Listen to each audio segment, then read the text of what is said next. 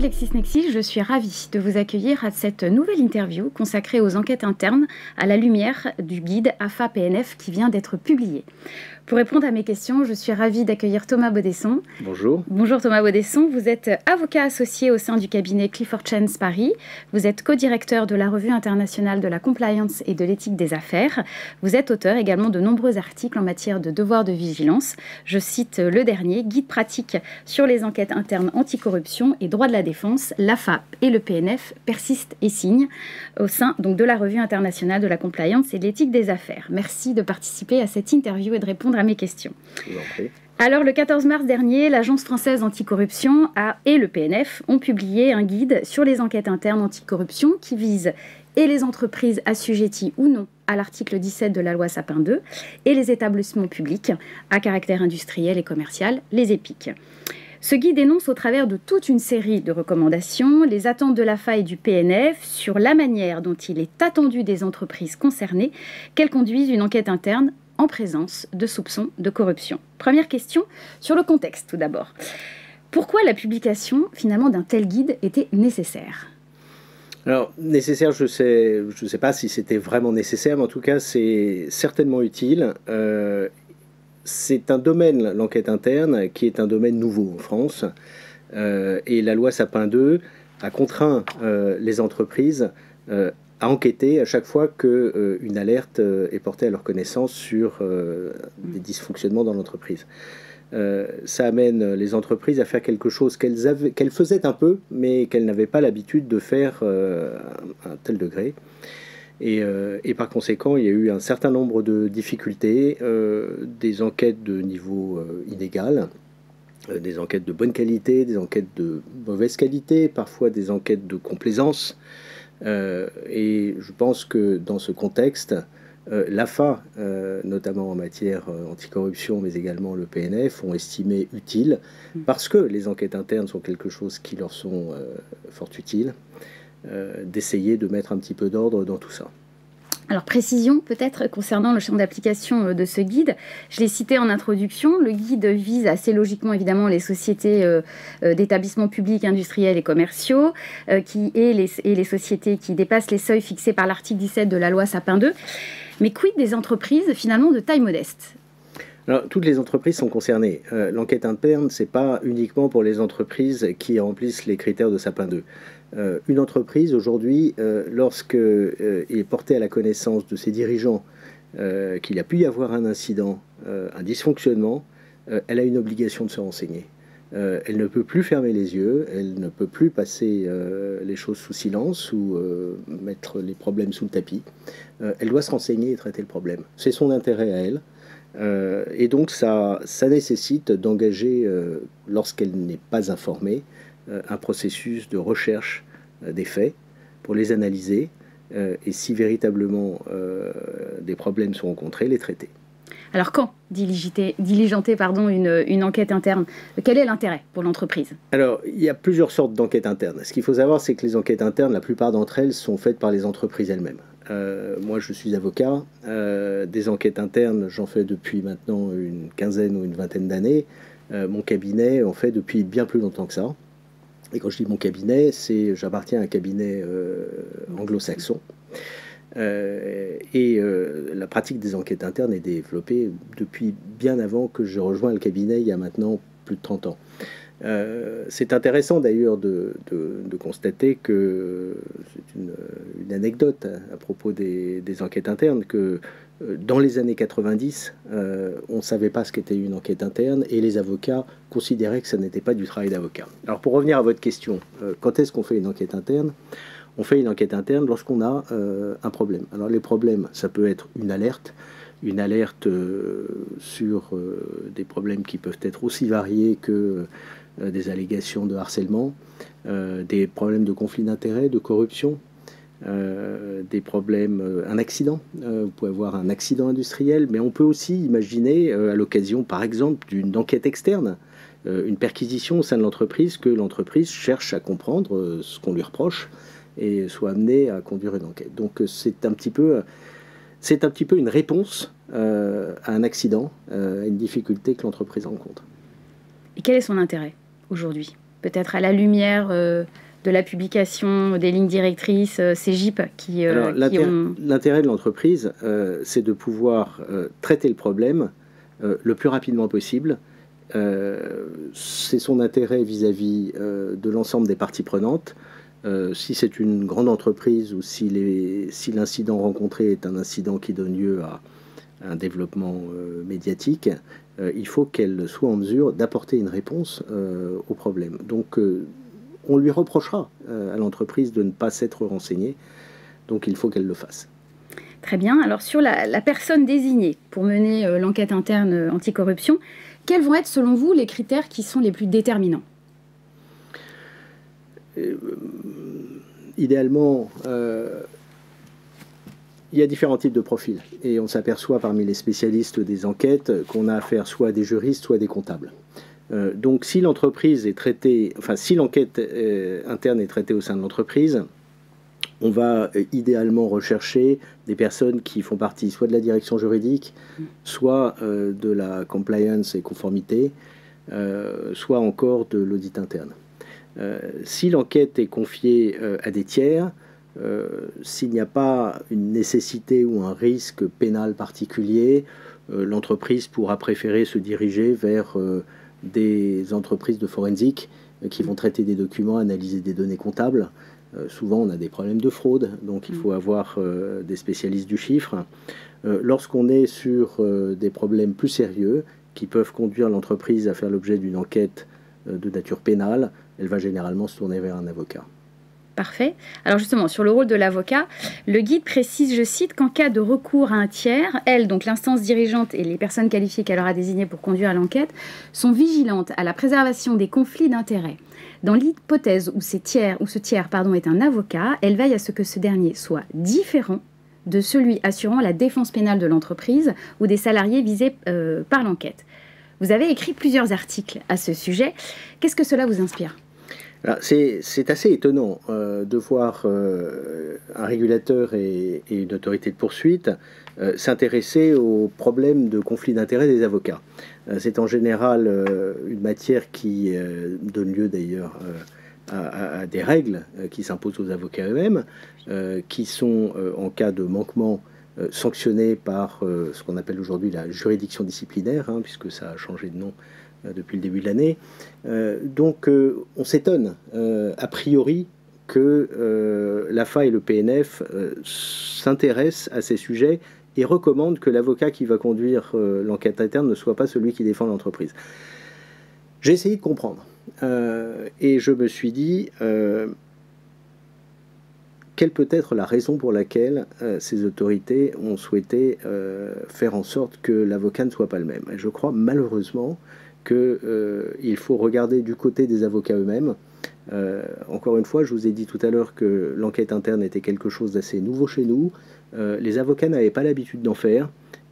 Certains avocats qui ont un peu découvert la matière ont peut-être pensé que c'était une occasion, lorsque leur client le leur demande, eh bien, de faire ce qu'on pourrait appeler une enquête de complaisance. Et là, ça ne va pas du tout, parce que l'enquête, elle n'a pas vocation à être un argumentaire dissimulé. C'est avant tout un travail d'avocat qui doit consister à rechercher les faits pour aider son client à remédier à une situation problématique pour l'entreprise. Et alors justement, sur le secret professionnel, le guide précise également qu'en tout état de cause, en l'état du droit et de la jurisprudence, quelle que soit la qualité des membres de l'équipe d'enquête, le document rédigé à l'issue de l'enquête interne n'est pas protégé, donc il n'est protégé par aucun secret professionnel. Un commentaire sur ce sujet ? Oui, bien sûr. Alors, c'est assez étonnant, a priori, que on trouve ce type de recommandation qui n'est...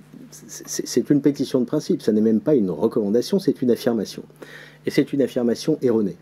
Il faut s'interroger sur ce qu'est une enquête interne. Fondamentalement, l'enquête interne, c'est un petit peu comme la prose de M. Jourdain. Les avocats en font depuis toujours sans le savoir. Les avocats, lorsqu'ils ont des clients qui rencontrent des problèmes, ils vont demander à leurs clients de leur donner les éléments qui leur permettront de comprendre la situation. Donc il y a toute une phase qui consiste à collecter de l'information pour l'analyser. Cette information, elle est analysée. L'avocat va ensuite analyser en droit. On va appliquer et on va essayer de déterminer quelle est la qualification qui est susceptible de s'appliquer, quels sont les risques pour l'entreprise. Et l'avocat va faire une recommandation. Autrefois, lorsque j'ai commencé ce métier, on appelait ça faire une consultation. Aujourd'hui, faire une enquête interne, c'est fondamentalement une consultation, mais aboutie, professionnalisée, et quelque chose d'extrêmement charpenté, et encore une fois, très documenté. Alors justement, l'Ordre des avocats de Paris, à ce titre, a mentionné, je crois le 13 avril dernier, que les notes d'entretien et le rapport d'enquête interne qui serait établi par un avocat et transmis à son client sont pleinement protégés par le secret professionnel. Je crois qu'il y a d'autres pays où c'est le cas et il y a une protection avec le secret professionnel. Alors oui, justement, l'enquête interne, c'est quelque chose qui nous vient des pays anglo-saxons, internal investigation en anglais, et dans ces pays-là, si vous posez la question à n'importe quel avocat, y compris à une autorité d'enquête, il n'y a aucune hésitation. L'enquête interne, en tout cas le rapport, le travail d'avocat qui est fait à l'issue du travail d'investigation est naturellement protégé. Donc c'est assez étonnant qu'en France, dans un pays où l'enquête interne a une dizaine ou une quinzaine d'années seulement, alors parfois plus, mais combien étaient les avocats qui pratiquaient l'enquête interne il y a 15 ans, et en fait il y en avait extrêmement peu. C'est étonnant de voir que AFA et PNF affirment dans un guide qui a vocation à ne faire que des recommandations, que les rapports ne sont pas protégés. On comprend bien pourquoi. Évidemment que c'est un travail de collection d'informations qui les intéresse, donc elles n'ont pas envie qu'on leur repose un secret professionnel. Je pense que c'est une injonction paradoxale qu'il faut accepter. Il faut accepter que dans certains cas, l'entreprise ne souhaite pas partager le fruit du travail de ses avocats. Et puis, elle peut décider ultérieurement de le faire. C'est son choix. Ça dépendra de la stratégie qu'elle décidera d'adopter. Mais une chose est sûre, c'est que n'est protégé à l'étranger, puisque c'était votre question, que la partie analyse juridique, les documents sous-jacents qui servent à faire l'analyse, eux, ne bénéficient d'aucune protection. Un email, c'est un email et ça n'est pas protégé. Ça n'est pas parce que l'email a été utilisé dans le cadre de l'enquête que l'email sera protégé, à moins qu'il ne soit lui-même couvert par un secret quelconque, et notamment secret professionnel avocat-client. Merci pour cette précision. Alors sur le déroulement de l'enquête interne maintenant, vous avez plusieurs enquêtes internes à votre actif. Dès lors, quels sont selon vous peut-être les points d'intention qu'il convient d'observer en termes d'organisation de l'enquête? Vos conseils sur ce point. Je pense qu'il faut, dès le départ, essayer d'évaluer à quel type d'enquête interne on a affaire. On ne va pas tuer un moustique au canon et on ne va pas essayer de tuer un éléphant avec des flèches. Donc il faut essayer, en fonction du problème rencontré, de dimensionner l'enquête de manière adéquate. Ça veut dire qu'il va falloir mettre les moyens qui sont proportionnés, se donner un objectif, identifier les personnes qui vont être chargées de l'enquête, identifier les documents qui devront être collectés, la période sur laquelle on va effectuer cette enquête, et établir une équipe et un plan d'enquête avec un objectif et une chronologie qu'on va essayer de respecter, parce que en général il faut faire assez vite, parce que quand on a un problème il faut le traiter rapidement. Donc le dimensionnement de l'enquête. Peut-être un point aussi, vous le citiez quand on a préparé cette interview, sur les informations personnelles des salariés, peut-être, également. Alors, effectivement, l'entreprise, lorsque c'est elle qui conduit l'enquête, ou son avocat d'ailleurs, mais lorsque cette enquête est conduite à l'initiative de l'entreprise, l'entreprise n'a pas le droit d'accéder aux documents, aux informations privées, de nature privée. Donc il va falloir s'efforcer de mettre de côté tout ce qui est information de nature privée. Il va falloir respecter aussi quelque part le salarié, ses droits. Les salariés, ils connaissent les entretiens préalables, les entretiens de nature disciplinaire. Tout ça est très encadré par le droit du travail. Lorsqu'une mesure disciplinaire est envisagée à l'égard d'un salarié, il va recevoir une lettre de convocation en entretien préalable. Il va savoir à quoi s'attendre. Lorsqu'on lui dit de venir à un entretien avec un avocat dans le cadre d'une enquête interne, il ne sait pas du tout à quoi s'en tenir. Il ne sait pas s'il est témoin, s'il est suspect, s'il va être licencié derrière. Et tout ça crée énormément d'anxiété, donc il faut anticiper et être extrêmement prudent, parce qu'ensuite, si une décision est prise, par exemple de se séparer d'un ou plusieurs salariés, il va y avoir des contestations, le rapport va être remis en cause. Et c'est une des raisons pour lesquelles ce rapport est tout à fait utile, parce qu'il édicte un certain nombre de recommandations et de bonnes pratiques pour les entreprises qui n'ont pas l'habitude de conduire des enquêtes. Alors justement, sur les conclusions de l'enquête, comment doit être rédigé selon vous le rapport de l'enquête interne? En général, là encore, ça dépend. C'est un petit peu au cas par cas. Le rapport doit faire une synthèse. Il doit être suffisamment, en bonne logique, il doit permettre à son lecteur, qui sera celui qui va devoir prendre une décision derrière, de comprendre les faits. Donc il doit y avoir une partie analyse des faits, chronologie, et une partie analyse, et une partie recommandation. Et c'est là la partie la plus importante, parce que c'est cette partie-là qui va intéresser notamment l'AFA, puisque l'AFA, en matière d'enquête anticorruption, va vouloir savoir si l'entreprise a mis en place les mesures de remédiation qui lui ont été recommandées par l'auteur de l'enquête. Question sur le fait, quid si une enquête interne finalement se déroule concomitamment à une enquête préliminaire ou à une information judiciaire? Alors ça, c'est un cas qui est assez fréquent, de cas de figure. Soit vous avez en général, c'est pas exactement concomitamment, soit l'enquête précède, soit elle suit. Elle précédera lorsque l'entreprise aura reçu une alerte sérieuse qui la conduira à faire une enquête, et cette alerte aura été bruitée et des enquêteurs vont enquêter légèrement après. Soit c'est l'inverse, l'entreprise fait l'objet d'une perquisition et à ce moment-là, elle s'interroge sur ce que les enquêteurs recherchent et va conduire une enquête simultanément. Sur peut-être les suites à donner, donc si l'enquête interne ne confirme pas les soupçons, très bien, les conclusions sont clôturées, le rapport archivé, le lanceur d'alerte peut être évidemment prévenu, en tout cas informé par écrit. Quid en revanche si l'enquête confirme les faits de corruption? À quel moment la responsabilité de l'entreprise peut être engagée?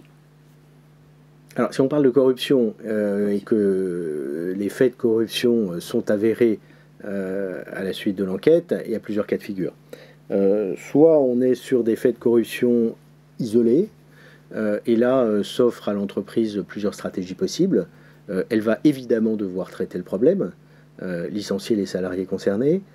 Si la corruption a été permise par un manquement, un défaut dans le système de prévention de la corruption, et que les mesures qui ont été mises en place, ou pas d'ailleurs, sont insuffisantes, et il va falloir remédier. Donc l'entreprise va devoir remédier. Maintenant, elle va devoir également s'interroger sur la question de savoir quel est son risque. Est-ce qu'on n'est pas obligé de s'auto-dénoncer? Ça n'est pas une obligation. Je crois qu'il y a beaucoup de fantasmes autour de l'autodénonciation. On pense que parce qu'on conduit une enquête et qu'on identifie un problème de nature pénale, il faudrait immédiatement aller s'autodénoncer. Pas du tout. L'autodénonciation, c'est un calcul que fait l'entreprise par rapport au risque qu'elle encourt. Donc elle ira s'autodénoncer si elle pense qu'elle a intérêt à le faire, pour plusieurs raisons, parce qu'elle considérera, selon l'expression un jour que m'a dit un client, elle considérera qu'elle est assise sur un volcan et que tôt ou tard, ça va sortir. Donc dans ces cas-là, elle a peut-être intérêt, et ça c'est quelque chose qu'elle doit apprécier avec ses conseils, à anticiper les difficultés plutôt que les subir. En revanche, il s'agit d'un problème isolé, elle peut, si elle a traité le problème, espérer finalement éviter des poursuites. Et ça, c'est un calcul. Il n'y a pas d'obligation de s'autodénoncer en France, en tout cas en matière pénale. Il y a beaucoup de pays dans lesquels, lorsqu'il y a un manquement de nature réglementaire ou disciplinaire, les entreprises ont une obligation d'autorévélation. En revanche, assez peu en France, parce que c'est pas trop dans la culture. Dernière question, à quel moment le parquet pourra considérer qu'il y a eu un retard dans la transmission, justement? On comprendra évidemment qu'une entreprise qui prend connaissance des faits peut-être vérifiera à 2 fois avant de se lancer dans cette procédure, eu égard notamment aux conséquences que cela va induire. Alors, parler de retard, ça présuppose qu'il y aurait une obligation à faire quelque chose. Or, il n'y a aucune obligation, comme je viens de vous dire. Mais en revanche, si l'entreprise, dans le cadre d'une démarche d'autorévélation, cherche à obtenir ce qu'on appelle des crédits de coopération, elle a intérêt à le faire à un moment qui soit suffisamment précoce pour éviter la déperdition des preuves. C'est extrêmement important. On a des recommandations dans ce rapport qui invitent les entreprises à faire en sorte de préserver la preuve. Une entreprise qui attendrait trop longtemps prendrait le risque que les preuves disparaissent, et à ce moment-là, c'est quelque chose qui pourrait lui être reproché au titre d'un défaut de coopération. Mais il n'y a pas d'obligation, il n'y a pas de moment. Encore une fois, il y a des choix que fait l'entreprise. Plus elle tarde, plus elle prend un risque. Plus elle se dépêche, mieux elle sera traitée. Donc c'est un équilibre savant qu'il convient d'apprécier pour l'entreprise avec ses conseils. Thomas Baudesson, merci infiniment d'avoir répondu à mes questions. Vous pouvez retrouver l'ensemble de nos publications sur notre solution Lexis 360 Intelligence. Je vous remercie pour votre attention et je vous souhaite une excellente journée. Merci beaucoup.